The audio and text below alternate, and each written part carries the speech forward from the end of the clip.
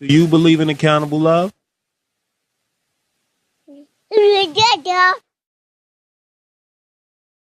Welcome to Accountable Love, home of the LoveSnobs. My name is Jerry. My name's Aziz. And today's title of the podcast is going to be Intimacy is Not the Enemy. We are all searching for stability. We are all looking for absolutes in humanity, but there are no absolutes. There's only accountable love, a love that says when you pick a partner and friend, they will show up with their daily best and you will give them your all as well. We all deserve love at its highest form, so the Love Snobs are here to tell you, you deserve everything. You deserve a high clap. Love Snobs, Love Snobs. So when we think about intimacy, we think about physical touch. We think about, affection. And we think of physical affection, Yeah, we only think of the physical. Definitely. Yeah, we never think of...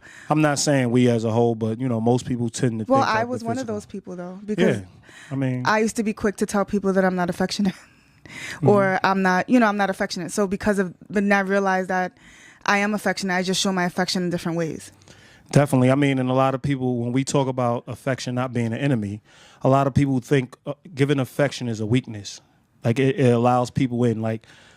just like a lot of people say vulnerability is being weak. Yeah. They also believe affection is being vulnerable. So therefore, a lot of people tend to just save their affections for just a particular people versus all the people they love. Well, yeah, that's one of the things that most people hold back in a new situation. Now, you're not going to be touchy-feely with just anybody. Definitely. And you're not going to just go above and beyond for just anybody either. You shouldn't.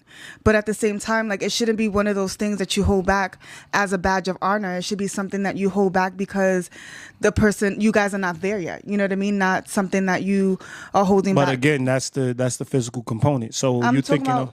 I'm saying affection should come straight. Like you show your affection once you decide that you really like a person.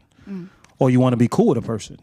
You know what I mean? Regardless of whether it's a friendship or an intimate relationship, you still, they're both intimate. Yeah. Whether it's a friendship or a romantic relationship, you show your affection right off by letting them know, I really like you. I really like the attributes.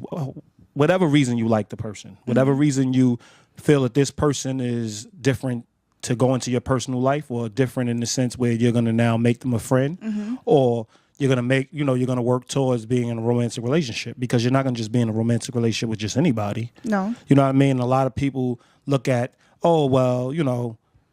affection is sex. Affection is a mentality. It is. So if you're having sex with no strings attached or you're having sex with no emotions attached, then the affection is out of it. Just because you're showing something physical and just because there's pleasure involved doesn't mean that that's affection. Affection is like investing into your future. You know what I'm saying? Anytime you give a physical or emotional or psychological affection, anytime you give any sense of affection or any type of affection, you're looking at it for the long haul. Yeah. You know what I mean? It's an investment, and you don't just invest in just anybody. No. So a lot of people, they really, and the line we really look at all the time, like, I don't always do this for people, or I don't always give people affection. When a guy it's a badge of honor. Yes, when a guy tells me that, in my former years, I used to suck those lines up. Like, came in 75.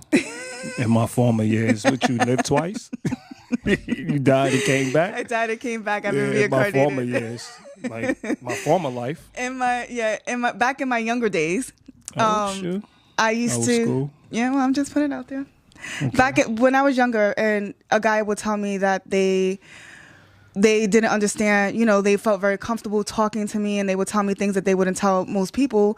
I used to suck it up like, wow, like, this must be special. Like I'm special. Yeah, you know what I mean? And although I know that I did bring something different to their life, at the same time, like I learned as I got older that that's bullshit to me. Like you should be able to open up to the people that you're trying to build some type of relationship with, right? You should be open to really, like we always say, vulnerability is a lie detector. So if you're very vulnerable, 9 times out of 10, whoever's going to take advantage of that is not meant to be in your life anyway. So you should lead with vulnerability. So the fact that somebody is letting you know I'm guarded most of the time, but now I'm opening up to you, it shows that they're, they could easily close up on you as well. Well, of course, you know and what I then mean? they're in there, but you're not doing me a favor. Or You're not doing me a favor by giving me information that I would need anyway. You know what I mean? Definitely. So when you meet a man that's in their 30s, so opening up is supposed to be comfort. Opening up is a form of stress relief. So anytime you open up, you should feel comfortable with the person. You should feel relieved. You should feel, you know what I mean? It's a psychological thing. Yeah. So when you actually open up, and you should be open,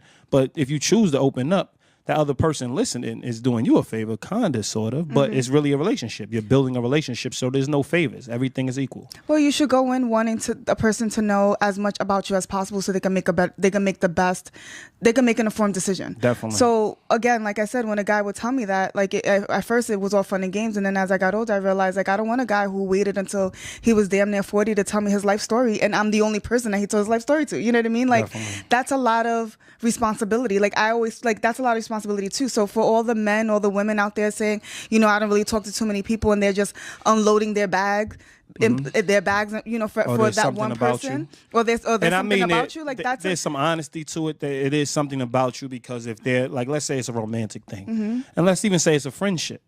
Like everybody's not your friend, and everybody's not somebody you're gonna be. And you do have and you meet somebody that you do instantly connect with. I get that, but that's what you say. Like, yeah, I feel like there's an instant connection, but you should be open and honest with whoever you run into, because at the end of the day, who you are should always reflect. It should always show. I mean, you should always show it. So it should be the mirror people see at all times. Yeah. You shouldn't just wait for particular people for, you know, and obviously it is different. Like when you're at work, you're going to act a different way because it's a cultural thing. When you're, you know, when you're out walking down the street, you're not going to just, you know, open up to just anybody. And that's not what we're saying. But what I'm saying is anybody you decide to actually sit down and engage in a discussion with, and you look at them and, you know, you really like them as a human being, I think that's the lines of communication should be open, and your affection should start with the words you use. Like if you're feeling a certain way, you should share it. You know what I mean? Like, go ahead. You know, if that person, if you tell a person, you know, your life story or whatever you have going on, and they use it against you, then they're not the person for you. But that's where I say vulnerability is the greatest lie detector, because who would take advantage of the fact that you were open and you confide in them? Who would? A real shitty person. Yeah. So at the end of the day, they could apologize, but it shows character. It does show. You know what I mean? Because like that's not even a thought of mine. Like I got a lot of people's business. Like people talk to me all the time, but that's not my, like if I feel that they did something that was out of character, I feel like I have to check them about something. That's not what I'm bringing up, unless it's relevant. Like, you know, like, oh yeah, you told me, really you know, you have, I mean, it's relevant when you're like, yo, you told me that you have a history of, you know, fabricating or not telling the truth. Okay. And now you bring it up like, yeah, you're doing it again. So yeah, if it relates, of course. I mean, and it's not like, and people that always say like, it's not something we should talk about or it should be brought back up. It definitely should be brought back up because it's who you have been. So if you show traits of it again, a person's going to say, good looking for giving me the heads up. But they're going to also hold you accountable for those things. But let's get back on track. Affection not being an enemy. You should always wake up every day and think of everybody you love and live your life with the affection within you. Meaning, I'm not going to get myself in any situations that's going to cause me to lose my loved ones. Yeah. That's the frame of thinking also when you think of affection. Affection is not something you just give to others. Affection is something that you give yourself. And in doing that, you now it's like you govern yourself. Definitely, you now assist others. So like we talk about all the time, accountable love is also waking up every day, understand you're accountable for everybody, not just you, but you're accountable for everybody you love and representing everybody you love. So that's another sign of affection, saying that I'm always going to be at my best. So it reflects good on everybody I love. Yeah, absolutely. Before you make that move or you're not in a good place, just think about all the people that you have around you, supporting you and a part of your life. If you make one wrong move or you do something messed up, just think about how that's a domino effect, you know? And then you have people that are in your corner, but you want them to be in your corner for all the right reasons, not to be bailing you out of shit like it's unfair to them. Definitely. And think about affection as if you invested money in any company, you're going to be present. You're going to make sure that money is working. Yeah. You should have that same. You should have vested interest in your relationship. Yeah, you should have a high vested interest in that relationship when it comes to your loved ones because you're investing life in them. You know what I mean? You're investing your heart into them, And like money, you go broke, but when your heart is broken, it's a whole different understanding. So you want to put yourself in the best understanding or the best standings with anybody. So when you do look at being affectionate and having an affectionate relationship, you know it starts with you, but it also is what you put in and the people you have around you. Absolutely. You get what I'm saying? Because you want people that also show you affection. Yeah, and affection starts with honesty. It starts with transparency. In order for you, it starts with trust, definitely. And in order for a group of people or two people to really truly feel comfortable and be intimate with each other, they have to, they have to believe that they're in an equal relationship as well. Definitely. So, like everything is reciprocated. So if like you and I show affection in different ways, like we're not the hugging type. Well, you are, but I'm not. I'm the hugging type, but me and you don't hug. Yeah, we don't as hug frequently because we don't have our relationship. We don't have that relationship, but we show each other love in so many. Well, you kind of was a little colder when we was young. Oh, so what? it kind of evolved into like every time. I mean, when we first stopped being in a relationship, in a romantic relationship, you never wanted to. Like every time you push me away when I'm trying to give you a hug, as if I'm trying to slide you to the room or something, even though I'm not that type of dude. But I guess with you, it felt like if I hug him or I do anything that deals with affection, physical affection. No, at the time I was dating other people, and I wasn't as mature to really explain our relationship. So it was already bad enough that. So you basically shunned me to spare other people's feelings. Yeah, basically, yeah. Basically that's what happened. So our relationship changed on a physical affection. Yeah. But we show affection all the time by, making sure if she does something. Kindness. Definitely. I mean, if you do something that's amazing, I'm going to tell you it's amazing. Yeah. You look nice, I'm going to tell you look nice. Like, I don't miss a chance to actually tell you something positive. Mm-hmm. You know what I mean? And affection also is being in your corner when I think that you're slipping. Yeah, absolutely. So, like, I always don't want to have the back and forth with you. I always don't want to. I wake up on the wrong side of the bed like everybody else. Mm-hmm. And I don't want to really deal with it. But if I see somebody going down the wrong path or walking down the hill, why would I wait for you to get closer to the bottom when I can stop you right before you're still on the top? Yeah. You see what I'm saying? So I always see the minor things and I try to make those adjustments too. And I think that's also affection, because a lot of people get it twisted when they just, you There's look all the nice. Good things of it. Yeah. They don't want to hear when you look eyes, bad. But nobody want to tell you have an eye booger or you have a booger in your nose. You know what I mean? Or like that's also, that's also affection as well. You get what I'm saying? Like, it's not the typical and not what people think is affection, but it is helping a person advance, meaning you don't want them walking around looking crazy. You want them at their best. And in doing that, sometimes you got to carve out the loose ends, right? Well, yeah, absolutely. I was just on Twitter the other day and someone posted about, would you tell your man that he smelled? Like, if your man smelled, then you should be able to tell him that. She was like, that's the mature thing to do. And I was like, absolutely. Like, why would you let your man leave the house or he has a smell and you allow somebody else to take that, to tell him that he smells? The question is, why is that even a question? Agreed. Like, why is that even a question? The fact that people are on Twitter asking that question, that says a lot about the society we live in. Because they really view just saying nice things to people or kind things to people is a sign of love. Well, actually, like, I don't want to get it twisted. The person, she agreed that you should be able to tell. No. I know she said it. Yeah, she said you should be in her response. But what I'm saying is, why is that even something that surprises people? Is what I'm saying. Yeah, agreed. Like, you want people at their best. Just because, like, if you're in a real relationship, let's be honest, you in love with somebody, you go through all kinds of things. I mean, you go through bouts of periods. You go through people getting sick and you have to bathe them. They're smelling their worst. You know what I mean? If you're really there for the long haul, like, let's be for real. Like, that's also signs of affection. Yeah. You know what I mean? You're there to make sure that they're at their best at all times. So if they are smelling a little crazy, or, if they hurt, or they're speaking crazy, or they out of character, it's your job. Yeah, it's your job. And I'm not going to say it's a responsibility of yours, because y'all are in a accountable love relationship. It is a responsibility. So you should actually bring it to their attention and be unafraid to do so. The backlash, okay, I get some backlash, but caring about them is more important. But like I told, the person on Twitter too, is like, there's no real nice way to tell somebody, because she said that, as long as it's respectful. And I was like, well, no, honesty that's a spiritual word. But honesty is respectful. You know what I mean? Like, if the thing about it is, if I'm going to be honest with you, like, there's no really nice way to tell somebody. Yeah, disrespect is the intent. So it's not like your ass thing, get the hell out of here. But the point is that I should be able to say, hey, your ass thing, get out of here. You know what I mean? mean? No, And if me and you are you chilling, and I'm I, running yeah. up on you trying to hug you, and you You're get the hell up out of here, you stink.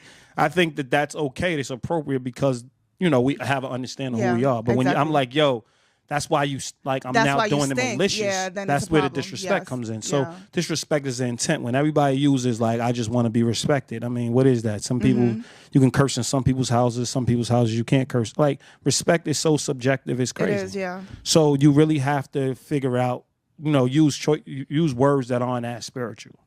Especially when you're trying to educate. So as long as it's respectable, you should be able to say it however you want because it's somebody that's in your life on a day-to-day basis. Well, it depends on how, like you said, you hit it on the nose when you said that it depends on the type of relationship that you have with the person. Definitely. Like you and I could say something like that and it'll be fine. And you and somebody else, you may say it differently because you guys have a different understanding or is a different time and maybe you guys are just chilling on the couch and it's like, or there's people around. Yeah, exactly. There's so many things that you factor in that might cause you not to say certain things a certain way.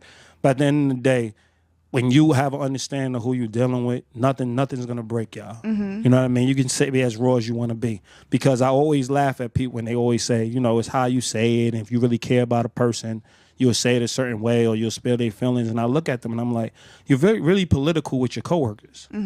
But when you find that coworker you cool with, y'all kind of, the gloves are off. Y'all kind of snapping on each other, messing with each other. Different. You talk to each other, yo, what up, bitch? Like, you like, bitch becomes a term of endearment. You know what I mean? In that sense. So I don't choose to use it on a regular basis, but you know what I mean? Like, that's how some people communicate. I'm not offended by it. I understand that they're closer. Nobody's calling you a bitch, Aziz. No, I'm just saying. No, they closer. If somebody called you a bitch, it'd be a different situation. I mean, maybe the gloves come back on. And just like but I'm just saying in the general sense, like, I'm just saying I don't use it as often. You know don't what I mean? use it at all. That's the one thing. But I know I don't want to sidebar this, but that's the one thing I do really appreciate about you is that you don't use words that don't make sense. Like you don't call female bitches. You don't curse for no reason. You don't really use disrespectful words at all. Use the N-word. You don't use the N-word, which is so when. But I use bitch. I just used it, so I do use it. But in context, in context, like you're not like you stupid bitch. Yeah, like you know what I mean. Like you're not context. calling me out my name. Like I know we could be arguing and you could be really upset with me. Oh, that's never going to be. And the you're time never, that but that's what I'm just saying. Cursing doesn't even come out really. But my point, like most, like a lot of, I've come across some men that when they get upset, they start to say all types of stuff. You know what I mean? And you was never that guy with me or with anybody else. Yeah, I mean I guess they would say I'm respectful for that, but it's just not I think I'm always trying to be progressive. Well, you wouldn't think that that's you said respect is spiritual. Yeah, I don't think so because if some people, I watch people sit up there and go back and forth. And and go back and forth, and it's okay. Yeah. Like I'm sitting riding up an elevator sometimes. You know what I mean? It's just like I understand it because that's a term of endearment for them. Whether I have all kinds of political reasons why I don't do certain things, I do understand. I'm looking at the situation, relationship in front of me. I'm not judging relationship based on how I would look at it. It's based on how they enact. And I see like, okay, this is a term of endearment for them. So they're not really disrespecting each other. You get what I'm saying? They're showing each other affection because they're saying, me and you are cool enough for us to go there. Yeah. You know what I mean? And I think the raw, like when you have raw honesty and you're real direct, I believe that that's affection on itself. Yeah, agreed. Because you know that you're not doing that with anybody you're not very close with. Yeah. So I don't know how people get it twisted where they now very political with all their relationships around them. That doesn't make sense to me. And then when it's time to have them hard discussions, now it becomes this deep breath. Becomes this, I go talk to another friend before I go talk to that friend. You know, like it becomes this whole big overly emotional thing where we should be comfortable just saying, yo, listen, I have an issue with this and this is what it is. But the reality is, and like we spoke about on other podcasts, is that no one really wants to take the opportunity. They don't want to be responsible. So that's why they don't really have those conversations, or they don't want to, go there with people because they don't want to take on the responsibility, because that comes with, the person now, responding to what they're saying. You know what I mean? And you got to deal with that. But don't you think that that's just like what we're saying? We're trying to teach what affection truly is. Yeah. And I think that that's people misinterpreting what affection is. Talk on the mic. Like they definitely don't have a great understanding of what affection truly is. Like the closer we are, the more vulnerable we are, the more open we are, the less defensive we should be. Yeah. Because In who the perfect defends world. themselves against their allies? Yeah. That's also affection. Once I know I have a clear line of, like, I don't have to think about addressing the situation.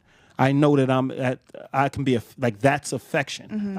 We could be effective. You know what I'm saying? So affection is synonymous with effective. Yeah.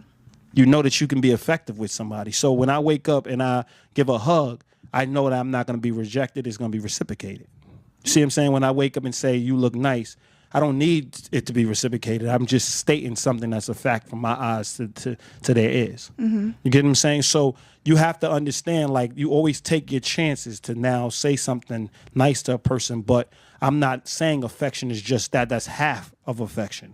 It's also taking the time to now make sure that the person's at their best. And that's also what affection is. Affection is not the enemy. No. Affection is not the enemy. So, and it doesn't always feel good. To your point, it's not something that's always going to make you feel all warm and Definitely. fuzzy inside. It's something that but it is going to build closeness. It's going to build closeness. Yeah, Definitely, you're going to feel it. See, the negative affection, or what quote unquote the check-in affection, you're going to not feel it in the moment, but you're going to feel that closeness once you realize that person's in your corner. Absolutely. And in your best interest. If you let down all the defenses, you feel it. You feel it a little more than the nice, like the sweeter affection. Of course. You get what I'm saying? At times Because it there's a feels sense of warm. but there's a sense of embarrassment depending on what it is. There's a sense that you know, the one thing, you know, what most people do, and I fell victim to this. Well, I wouldn't say fell victim because that's the wrong choice of words, but I've done it too. Is like where you are searching for validation within the relationship. So that affection where they're trying to, you know, give you tips or trying to help you progress, you're looking at it like, well, I can't do anything right, and you know, you're feeling sorry for yourself, and you know what I mean. Like if you kind of get out of that situation and that mindset, then you would know that if you checked your ego and you checked your feelings, you know what I mean, and really was logical about what's being said and why it's being said, then you will be able to receive the message better. Definitely. And that's why accountable love is so important, because people do not take the time to truly say to a person that if you have a person that's in your corner that's willing to say what they have to say to you, that is the person that is the greatest friend for you. And the person that is always self-loathing and always feeling bad for themselves, and you always got to tiptoe around, they are the vain person in the relationship. Yeah. Not the person that always has something to say. It's the person that's always taking things personal. And what I mean by personal, because we are talking about personal relationships, so anything that's it's an attack on your character, it is personal. Yeah. What I'm saying by personal, meaning if they're trying to correct you and you're only looking at it from your end and not really looking at it from their end and where they're coming from and their intention, because you got to factor both people in, not just you. Yes. I'm saying everybody that now factors in just them. They don't know how to give affection. They just want to drain affection. And it's a two-way street. Or they want to just get it. They want to receive it. They want to receive it. They don't get it. Yeah. They don't have to give it because everybody's always tiptoeing around them. Yeah. So it drains the relationship. Yeah, so what I'm saying, that's why we do talk about equal relationships and accountable love, because when now we're talking about assisting somebody or we're talking about helping somebody, we should be helping people that actually are helping themselves. Yeah. And actually putting themselves in the best situation to succeed, and just the world like basically closing in on them. Well, that's what I had to learn too. Like I had to learn over time that I'm not helping somebody that doesn't want to help themselves. Like that's a red flag for me. At the times, like I thought that, you know, I naturally am solution driven. So when I meet somebody who needs the help, I'm willing to help them. Definitely. But you can't really go but so far with someone who's not willing to help themselves. Like it becomes so draining and exhausting trying to get them to do better for themselves. You can't get somebody to do better for themselves than a person that doesn't. All right, let me get that together. Somebody's not going to work on themselves. You can't work harder for somebody that's not going to work for themselves. Definitely. So it's something that I had to learn over time, and I had to scale back. So when I meet a person that has all the, you know, needs some guidance, and they're not willing to put in the work, then I don't put in the work either. Yeah, because we all need support, which is also a sign of affection. Like when you have people that are willing to support you and really willing to be there in your corner, but you want people that walk up to you with a plan and you support that plan. You don't want to have to pull it out of them every time. You're just such a good artist. And they're like, no, I'm not. You're such a good artist. No, they come to you like, listen, I want to open up an art gallery, and you're like, okay, let's do this. Mm-hmm. You know, you want people that are equal relationships, meaning they're going to support you. So whatever dream you have, and there's some people that's going to tell you straight up, I don't think you're as good as everybody else. You need to really work on your craft before we even invest or start working on that. And that's just the reality. It's going to sting, and it may be a reality. So you got to sometimes say the hard things, but for the most part, when you're going to support somebody, you have to support them when they come to you with something that, come with you with something that's not maybe final, but it's a dream and they have a plan. But also it goes the opposite way. Like you meet people that want to help you with everything going on in your life, but yet they're falling apart. Or, definitely. They don't got their shit together, but they helping you get your shit together. So definitely. Those people too are it's a two-way street. Yeah, like I don't want you to really I don't want you to abandon what you have going on just to help me. Like, I don't want you to give me your last $10 when I'm going to turn to 20 and you're going to be left with nothing. Yeah, like that doesn't make any sense. Like that doesn't, yeah. So I want people that... Give me your 10 when you have 100. Or... when you have the money to spare. Like I don't want to put you in a hole to get me out of a hole. Yeah, like that doesn't make any sense. And people think that that's affection by I'll give you my last. Like, but and honestly, like, why is it to the place where it is your last? Exactly. Like, I'm not talking about like trauma or tragedy, houses burning down, things of that nature. I'm talking about things that are over time. Your man is telling you now he's 6 months behind in rent. Not when he's a month behind in rent.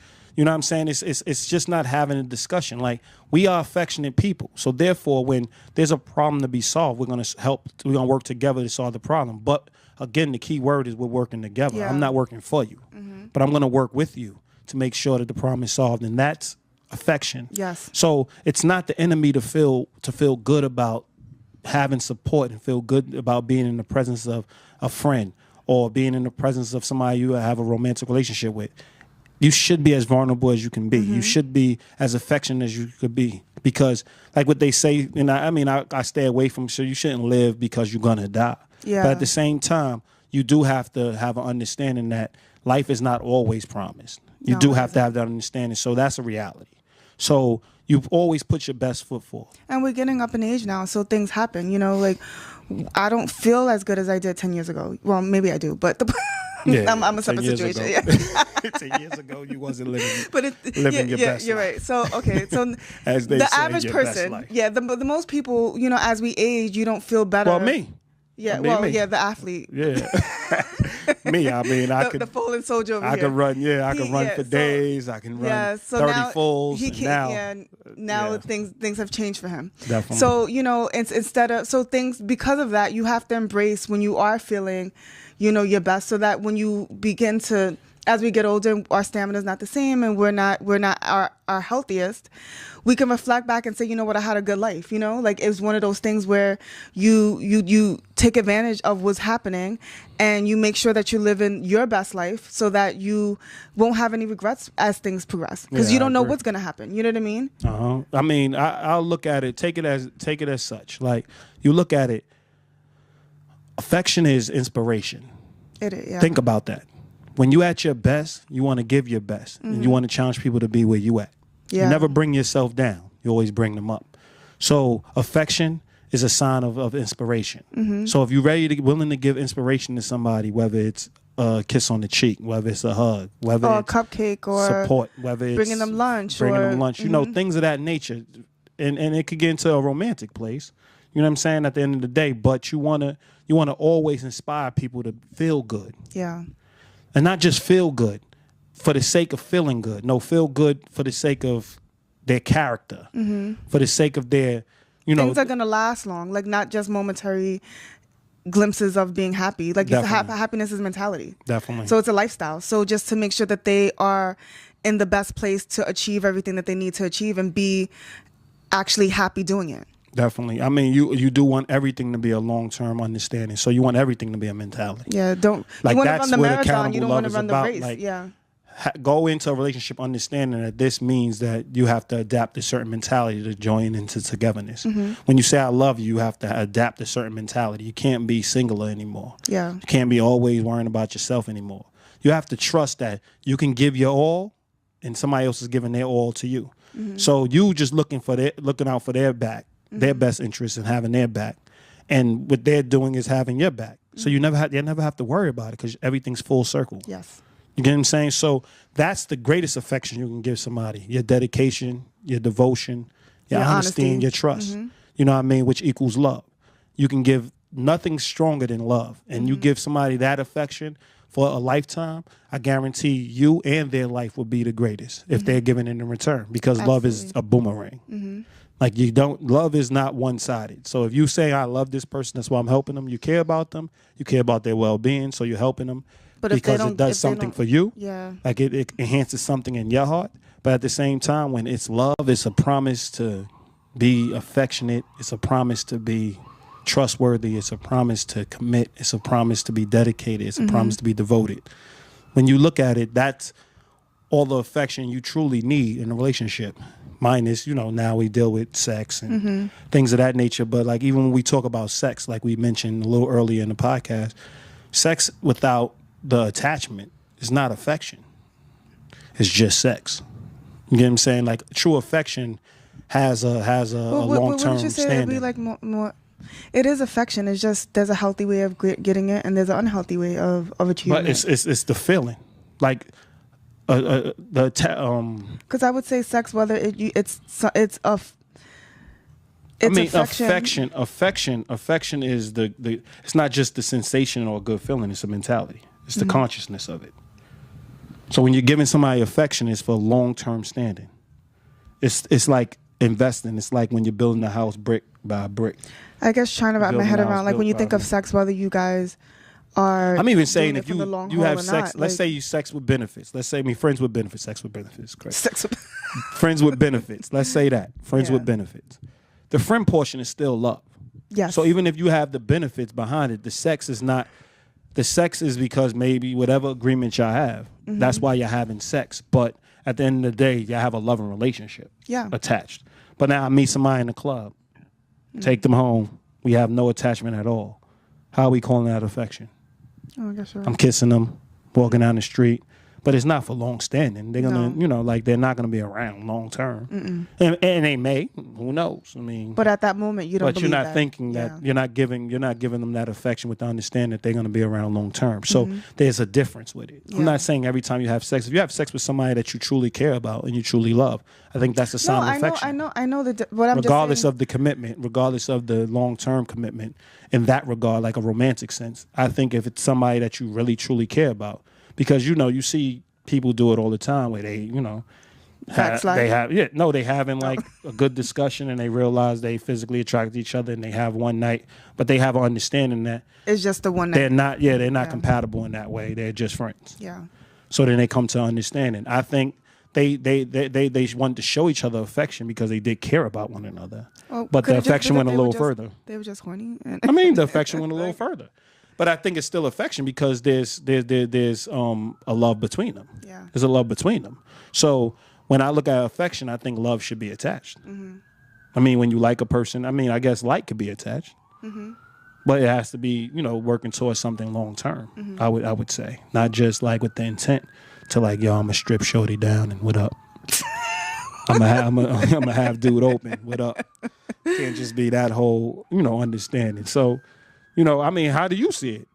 Because you seem a little like, how do you see it? I was one of those people that didn't believe that when it came to affection that it had anything to do with that it was all physical and not like anything outside of a physical situation. So because I'm not because I'm not physically affectionate with most people, I used to tell people that I'm not affectionate. Definitely. But I do kind gestures all the time. You know what I mean? Like I help out, I do all those things, but yet when it came to like, and you on it too. You make sure that you support people in their relationships. Yeah, if they need somebody to talk to. Absolutely. Things of that nature. So you show affection different. Yeah. But I always thought that if I didn't want to hold. Well, you hands, could be more physically affectionate. What? You could be. What do you mean? You could be more physically affectionate. There's just a block.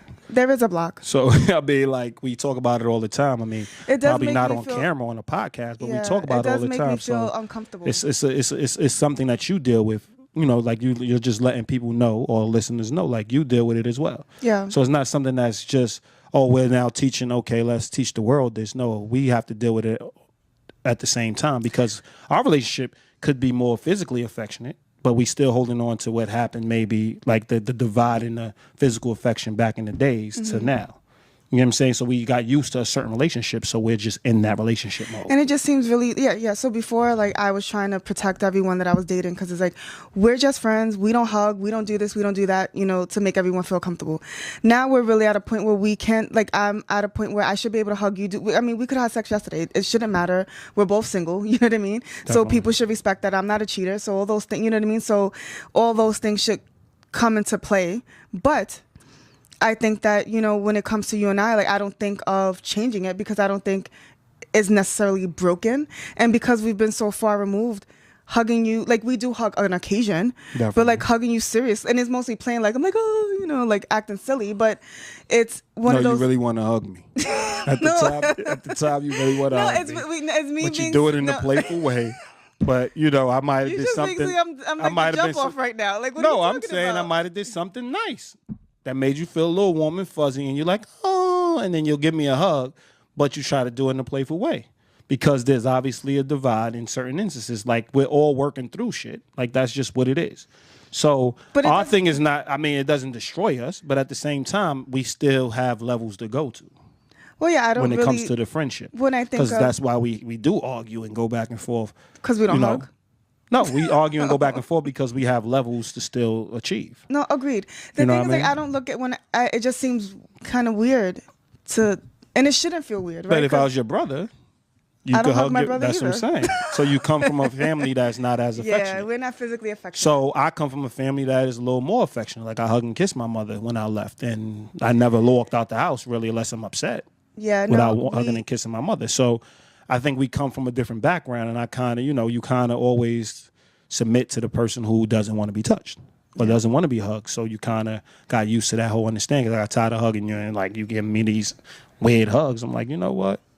It's done. I'm not hugging. Yeah, I'm like I'm selfish with affection. It's like one of those, like, you could play with my hair all night, but I'm not giving you a hug. Definitely. But yeah, it's something like at home, like, we were never affectionate at home. So it was always weird. Like, he made the point of me hugging my brother. Like, I don't hug my brother. You know what I mean? Like, I don't really hug my parents. Like, there's something that we just never did. So the physical affection I learned outside of my house through other people, being with other families and seeing that they were affectionate, and I just kind of like jumped right in. But that was never something that I would. But you always loved the affection. I so did. Where that divide, like, yeah, there was still some things you worked through in the general sense, which I agree, and I don't think, like I said, you still have, that's a deficiency on your end, but you still got levels to go.